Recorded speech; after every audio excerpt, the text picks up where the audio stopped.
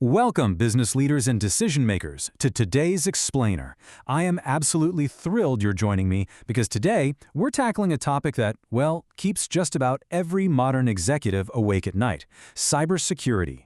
But we aren't just talking about basic firewalls today. We're breaking down a really practical, insightful article from Atlant Security all about optimizing your IT security audits. If you want to know how to establish a truly robust cybersecurity strategy without drowning in technical jargon, you are in exactly the right place. Okay, let's dive right into this. We've got a highly structured roadmap today to help you make the absolute best auditing choice for your organization. Number 1, the cybersecurity audit dilemma.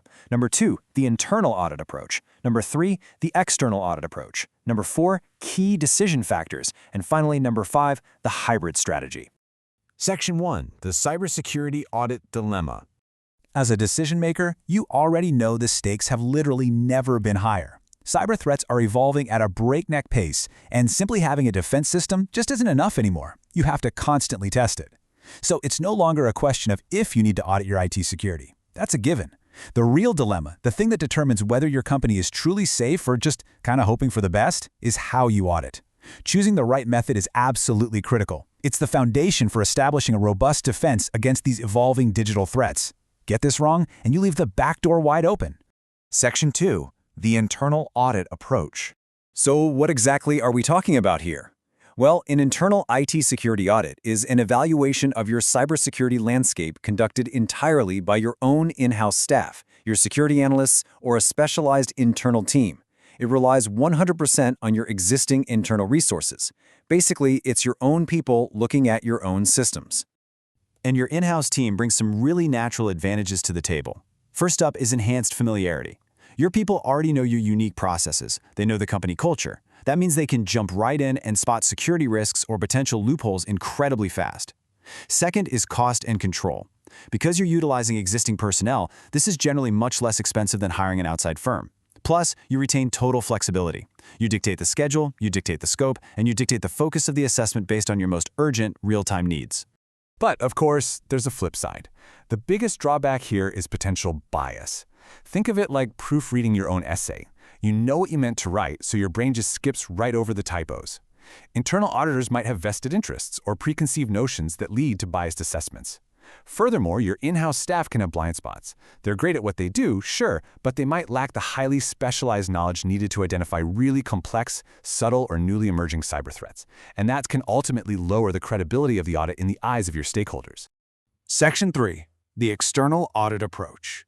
If auditing your own work creates blind spots, well, the alternative is an external IT security audit. This means hiring independent third-party experts, like the team at Atlant Security, to rigorously assess your cybersecurity posture. You're bringing in dedicated professionals whose entire full-time job is to hunt down the absolute latest cyber threats. The immediate benefit here is an unbiased perspective.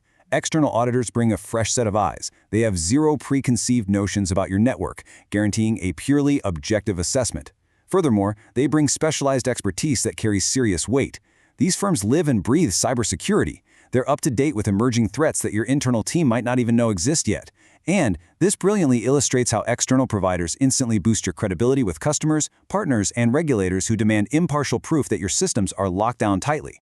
However, as practical business leaders, we absolutely have to acknowledge the drawbacks. Hiring external experts undeniably comes with increased costs, simply because you're paying for premium, specialized outside services rather than using sunk payroll costs. Secondly, outsourcing creates a bit of friction. External auditors don't know your network's intricacies on day one.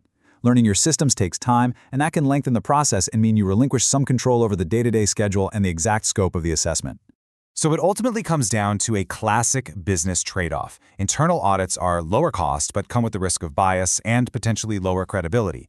External audits require a higher budget, but in return you get impartial objectivity, highly specialized expertise, and undeniable credibility. You really have to balance resource expenditure against authoritative validation.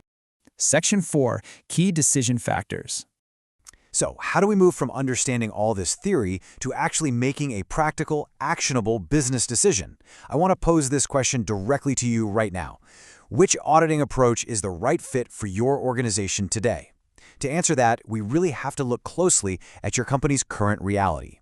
According to the source material, there are 3 critical pillars that should drive your final decision. First, your organizational goals. Second, your available resources. And third, your regulatory requirements. Let's break these down.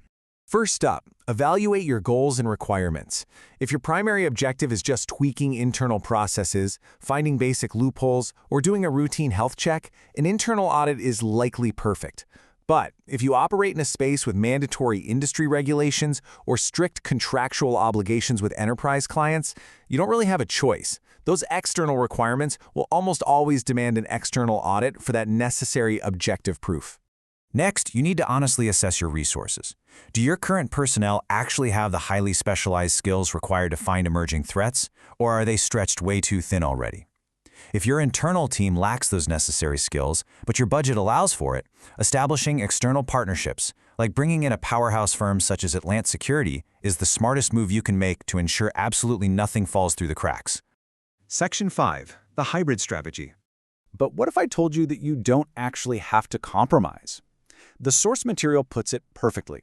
Quote, integrate both internal and external IT security audits into a unified cybersecurity strategy to capitalize on the advantages of each method, end quote.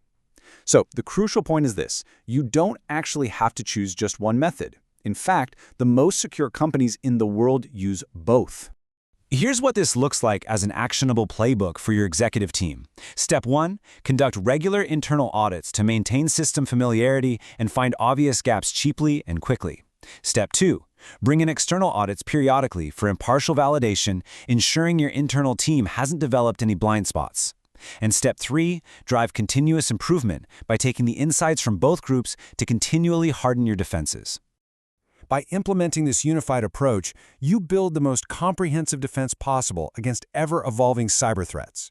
You empower your organization by combining your team's home field advantage with undeniable expert external validation. And that ultimately protects your digital assets, your reputation, and, of course, your bottom line. Which brings us to our final and definitely the most important question of this explainer. How will you optimize your auditing strategy to secure your cyber future today?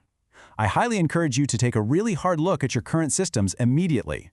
Are you relying entirely on one method? Is it time to integrate a hybrid approach? The threats aren't waiting, and neither should you. Thank you so much for joining me on this explainer. Keep learning, keep optimizing, and stay secure.